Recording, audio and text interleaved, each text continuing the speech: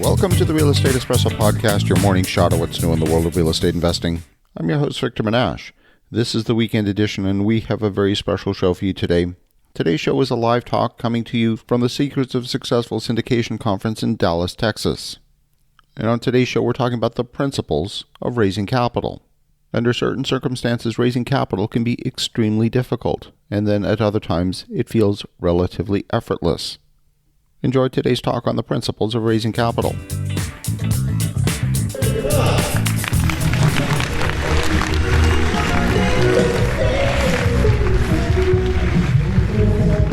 Welcome back, my friend. There you go.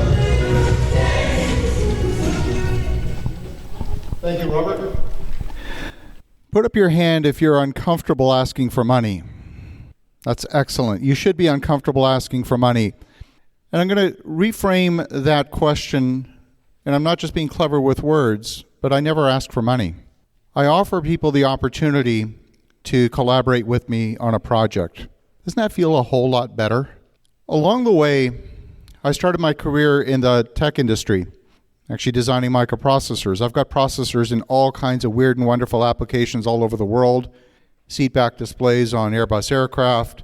I've got a chip in the Patriot missile, storage networks from Hewlett-Packard, Cisco Wi-Fi access points, the list goes on and on. And I learned to raise capital in the tech industry. Raised a few $100 million.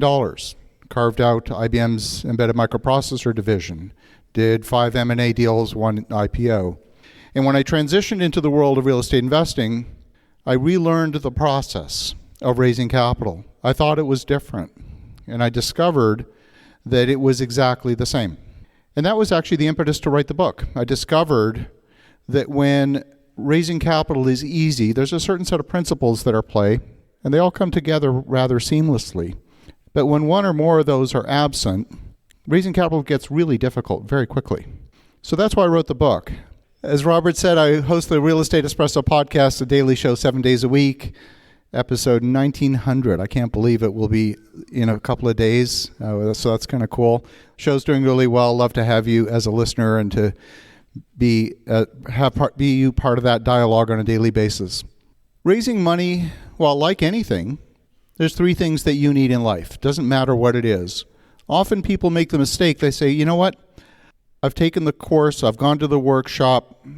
I've got all the knowledge. I'm all set. And I'm sorry to say that's not enough, because after all, everyone's got access to Google. Why isn't that enough? You could look to Google for answers. It's not enough. So you need the knowledge, but it's one out of those 3 things that you need. The second thing that you need, you'll run into those folks, those life coaches that will tell you you need some mindset. You go out, you're messed up in the head, you got to go get some mindset. You got to develop the emotional fortitude to deal with things when things get tough. And that's true. You need that as well. And I'm sorry to say that's not enough. The third thing that you need, and this is the game changer, is you need to be in the right environment. That's what actually changes it. If you want to hang out, if you want to be a world-class Olympic skier, hang out with Olympic skiers. If you want to be a world-class figure skater, hang out with other figure skaters. Why is it that all the elite figure skaters in the world train out of 2 rinks in Canada? They have ice in Japan, I'm just saying. So it's because they need to be in that environment. And that's the same for you as well. So you need to look at your relationships and see, if you want to be a developer, are you hanging out with other developers? Or are you hanging out with high school friends that play Xbox on the weekend? That's something to examine. So congratulations. You're in the right room. This is that right environment. If you go hang out at Starbucks, I'm the weirdo at Starbucks, but when I come here, I'm home. What is it that I do? I build stuff. Apartments, senior housing, do land development, storage, bunch of different things. Love new construction. It's been a natural progression over time to go from building small things to today. This is our largest project. It's almost 1,800 acres. The perimeter of that project is 7 miles. We haven't walked it yet. It's an extraordinary property. But every step along the way, it's been a natural progression. We didn't start here. So I don't want you to be intimidated by that. Just like anybody, I started with a single property. I'll show you that property in a moment. We've won some awards. We built an assisted living project, and last year won the Senior Housing News National Architectural Design Award. We don't go into this to win awards, but we did this because we wanted to build a superior product. Whatever we do, we view it through the lens of product design. It didn't matter whether I was working on a chip for Cisco or what have you. I always look at things through the lens of product design, designing something for a specific customer. And this is no different. So it's really aiming to do good things, to create value every step of the way. That is, to me, that's what gets me energized in the morning. This is my very first investment, a one-bedroom condo within 4 blocks of Parliament. I live in Ottawa, Canada, and I took a business approach to this business as well. This was back in 2006.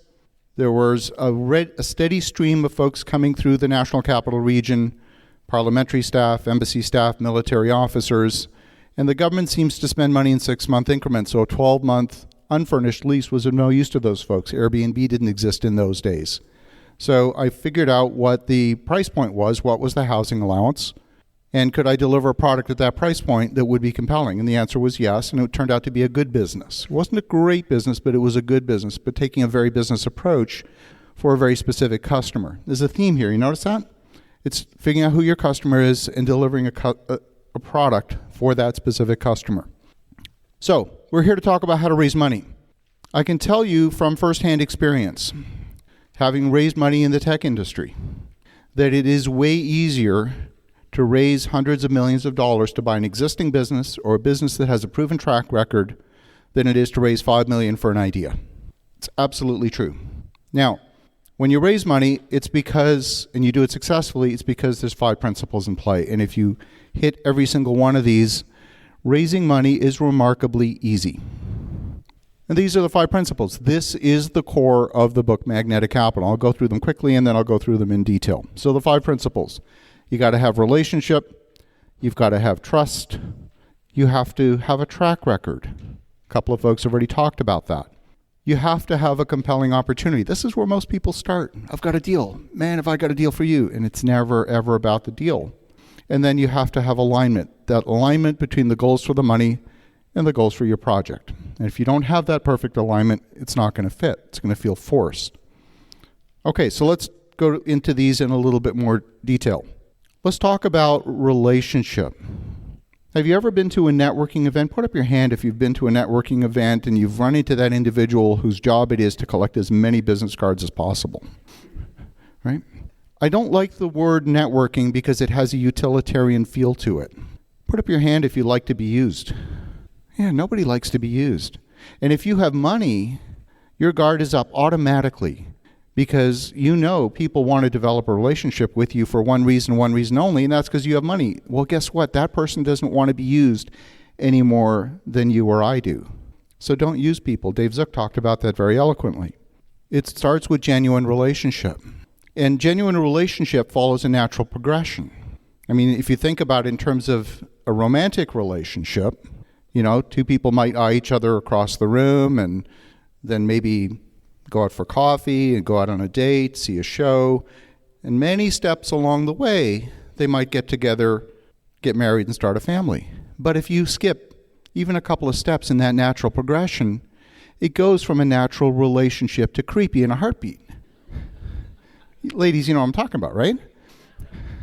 So don't go to creepy. How often do you run into a situation where someone friends you on LinkedIn or Facebook and then they're immediately soliciting you? It's creepy. So don't go to creepy. You get different things from different relationships. You got to give to a relationship. You might get introductions. You might get access to opportunity. You might get advice. You might get a friendship. You might get credibility. You might get access to capital. But if you walk around looking to see who has dollar signs on their forehead, you're using people. So don't do that. The second is trust. And this isn't just, are you dealing with an honest person, although that's foundational. There's a psychological contract of trust, and it has a lot of layers to it. It's questions like, can I trust you to put together a good plan? Can I trust you to hire the right people? Can I trust you to execute the plan? Can I trust you with my money? Can I trust you to communicate in an open and transparent way? And on and on and on and on. And if any one of these is missing, it chips away at the trust fairly quickly. It's a wonderful book that I'm going to recommend. It'll change your life, not just in terms of business, but also in terms of personal relationships. And the book is called The Speed of Trust. And it's written by Stephen Covey's son. You've probably heard of Stephen Covey, 7 Habits. His son, Stephen M.R. Covey, wrote this book called The Speed of Trust. And there's a clue in the title that when the trust exists, decisions happen quickly. And when the trust is missing, that's when you get, well, we might need another 3 weeks to complete our due diligence. Now, if you're dealing with an institutional investor, they have a process to follow, and that's natural, and it's going to happen every time. I'm not talking about that. But if you can make a single phone call and get $250,000 in your account by 5 o'clock, trust is there. And when that trust is there, it happens quickly. So this is a second foundational piece. The third, which relates to trust, is results. What's your track record? Show me that you know how to be successful. Show me that you know how to recover when things get difficult. Now, you might be thinking, well, how am I going to raise any money if I don't have a track record? How can I get a track record if I can't raise any money? I'm stuck. This is a circular argument. But the thing to remember is that this is not like your grade 3 math test, where if you collaborate with your partner, that's called cheating. This is a team sport. So if you don't have that track record, go find someone who has that track record and align yourself with them. I've done this my whole career. Even in the microprocessor industry, when I went to raise a couple of $100 million to buy IBM's business, the division out of IBM, I knew I didn't have the track record to do that. I hired my boss, who had run the automotive division for Motorola. He had the track record. I took him in tow with me to Wall Street to go raise the money. So don't let your ego get in the way of that. Go work with someone who has the track record. It doesn't have to be for a decade. It can be for a period of time. And now you can borrow some of their track record because you've earned it legitimately. Next is you've got to have a compelling opportunity. Like I said, this is where a lot of people start. I got a deal. It's never really about the deal, but you have to have what is a compelling opportunity. Now that's a little bit in the eye of the beholder. What is compelling to you? What is that image on the magazine cover beautiful? Well, it's a little bit in the eye of the beholder, isn't it? For one person, that might be a medical office building at an 8% cap rate. For someone else, it might be a storage facility or a mobile home park. It's different for every investor. It's got to be simple enough to understand. The deal kind of has to sell itself. I'm going to show you an example that honestly any donkey can sell. It didn't take me. Needed someone like me to put together the right team. That's critical.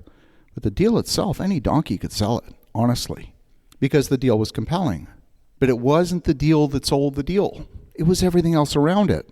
One of the strategies that I love, absolutely love, and you've probably heard me talk about this before if you've heard me speak, and this is the strategy called buy on the line, move the line. And so what is that line? That line is that arbitrary line that exists in every city in America, where on one side of the line you've got that hot gentrified neighborhood, and then you go a couple of blocks too far and you're in the hood. You know, picture your home city, and I know you have that line somewhere. Now, if you redevelop that line, just on the wrong side of that line, put a little bit of scale behind it, well, guess what? The line has moved. It's now on the other side of your building. And you can do it again and again and again and again. That's one line. And that works. It's a wonderful strategy. There's another line that we also work on, and that's what I'm going to talk about today, and that is municipal boundaries. For example, here in Dallas County, there's 35 separate municipalities. There used to be more. At one time, there were over 200 separate jurisdictions. There is a bit of consolidation happening. It introduces a lot of complexity, but it also introduces opportunity, because you can have situations where you want to have a piece of land annexed into a municipality and you're dealing with multiple levels of government. If you're willing to go through that brain damage and get that figured out, you have opportunities that other people will leave on the table. You'll be the only player. It takes time, it takes patience, it takes frustration, it takes a lot of tenacity, but there's substantial value to be unlocked here. I'm going to talk a little bit about the land use multiplier. The value of land is tied to what you can do with it. If you look at agricultural land, most places in the country, it's anywhere from $3,000 to $10,000 an acre. As soon as that land starts to become entitled, and of course, assuming the demand is there, that development land, you can start to put a residential subdivision, something like that. Now you're into a couple $100,000 an acre. You start to get shovel-ready land where you can build houses. Now you're almost $500,000 an acre. And if you can put a high-rise building, again, of course, there's got to be demand. Now you're into the millions per acre. It's the same dirt. But what you're allowed to do with it changes the value substantially. So you can get a big, big, big multiplier. You're not looking for the market to go up 2% this year or 4% next year. You can create value by changing land use. And I'm talking by big multiples. So this is a project that we're doing right now. We closed on this land last October. It's a total of 1,783 acres on the edge of Colorado Springs. It's sandwiched between the airport and Schriever Air Force Base, which is Space Command. When we hear on the news that the Ukraine is getting intelligence information from the United States, it's coming from that property that's about a mile from this particular Norris Ranch. This is a storied property. It was originally 20,000 acres. Mr. Norris was the Marlboro Man in the cigarette commercials. That's the history of this property. And we purchased the last remaining piece. You can see our site plan layered on top of the satellite photo to the west, which is the traditional eastern boundary of Colorado Springs is the airport. That's those runways that you see on the left-hand side of the image. And then to the right of us is Schriever Air Force Base or Space Command. This will eventually be 8,400 rooftops. It involves building arterial roads, collector roads, infrastructure, pulling utilities 3 miles. We're on our 4th revision of the master plan that'll be submitted to the city in a couple of weeks. We bought this land for $10,000 an acre. Post-entitlement, we're looking at about $200,000 an acre. Shovel-ready, about $400,000 an acre. Do the math. This is a compelling opportunity. It's an absolutely compelling opportunity. For some investors, it's not a fit for them. They say, I don't do land. Okay, cool. No problem. We don't want to ever get involved in a conversation with an investor where there's any part of it that feels forced. Ever. It's got to feel like a natural fit. If that natural fit doesn't exist, then don't take the money. It's not going to work. And this is what gets us into the very last piece. And that's alignment. Alignment is like a pair of shoes. And it was actually Robert Helms gave me this analogy. I love it. You can find the most beautiful pair of shoes, and my gosh, it's your lucky day they're on sale. But if they don't fit, you're not a buyer. It doesn't matter how beautiful they are or how deeply discounted they are. If the shoes don't fit, you're not a buyer. When we talk about shoes, everyone gets it. But then we talk about money and people get all weird about it. But it's exactly the same. Because money has an agenda. Money has goals associated with it. And if those goals don't match the goals for the project, it's not going to work. So what do we mean by that? What do we mean by alignment? I'll come back to this slide. We're talking about the size of the investment. How much money do you want to put to work in a single deal? What's the term of the investment? How long is the money going to be locked up for? Do you need the money back in 6 months, or are you happy parking it for 10 years? Those are very different. What's the liquidity? Can I get my money out if I need it in an emergency? What's the rate of return? What's the tax consequence? What's the control structure?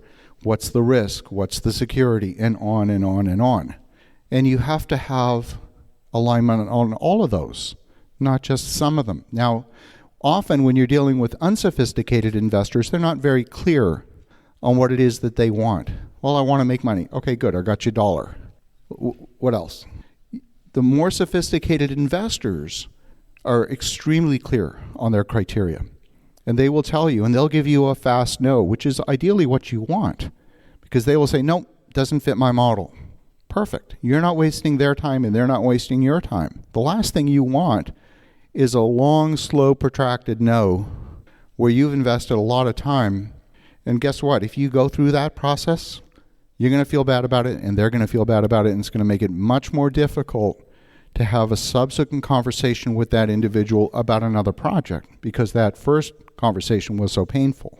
So rather have the fast no and say, now that I understand your criteria, if I have something that I believe fits your criteria, are you open to seeing it?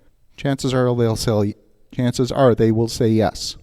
The other thing that investors want, especially in today's environment, is they want certainty, something that, frankly, none of us can deliver. Who would have thought that the global economy would get shut down for 2.5 years back in 2019 when you were getting ready to gear up to do new business? Like, who would have thought? Completely unthinkable. Who would have thought that we'd have a global run on banks? Some people actually foresaw that, but most people didn't. Most people didn't. So we do live absolutely in uncertain times.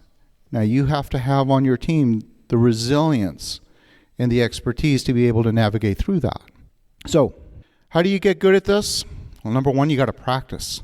We raised, $33-35 million last year. It's not huge. We're not at Dave's level yet.